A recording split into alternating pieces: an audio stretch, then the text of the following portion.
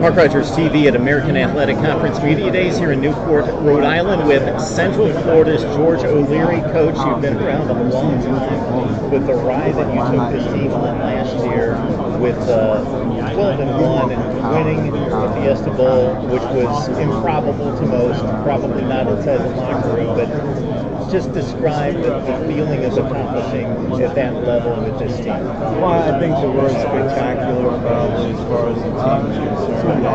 And again, we enjoyed it, and they understood we had a bunch of, I think anytime you have a season like that, a lot of luck goes in with it. But, you know, this team, people forget that they've won 11, 10 games prior years, so it's not like double-digit wins was new.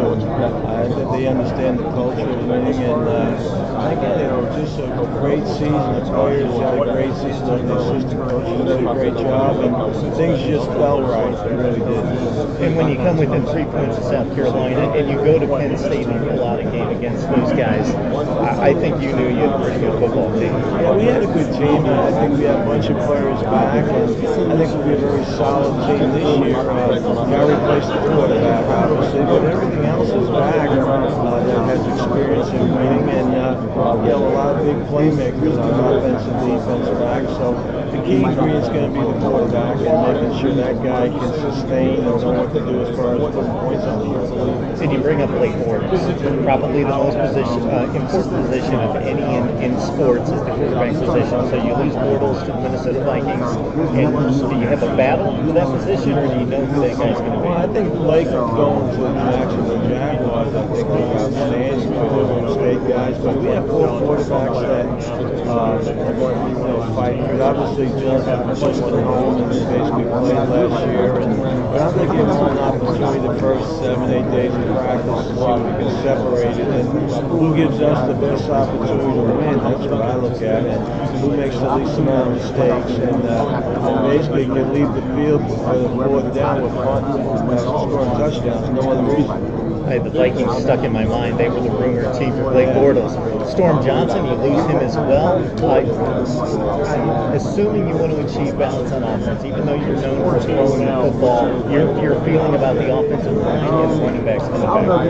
William Stanback is back. The running back who's a real quality back, and we have basically 4 backs back from last year with Storm leaving. But again, we lost the 2 linemen. Again, we have people in the lab that have been in the program 3 years, 2 years, to take over those positions. So we're going to be a very solid team. We got a bunch of quick operators that wide receivers. 7 out of the 8 starters are back as far as what's taking place there. And the big difference is that signal for and making sure that he gives us the best opportunity to win. Defensively, really, if you look at the last 3 or 4 games, you've got 10 starters back over there.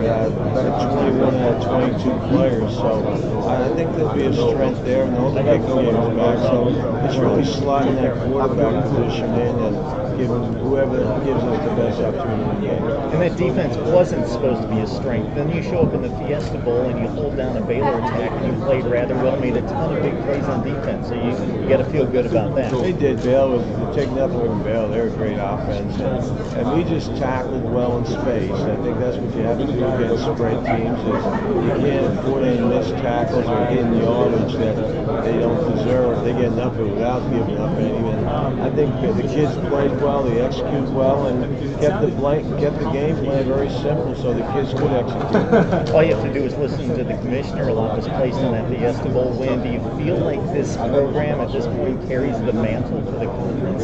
Well, listen to Mike. It sounds like UCF was used very a lot, but I think that's great. I'd rather be in that position than the other position looking up. I think it's hard to get where we are, and I understand thoroughly it's hard to stay there. Our players know that, and I think that's the charge of this year as far as making sure that we continue the consistency and continue winning football games. That's what it's about. Excellent. Thanks so much for being on this, Coach.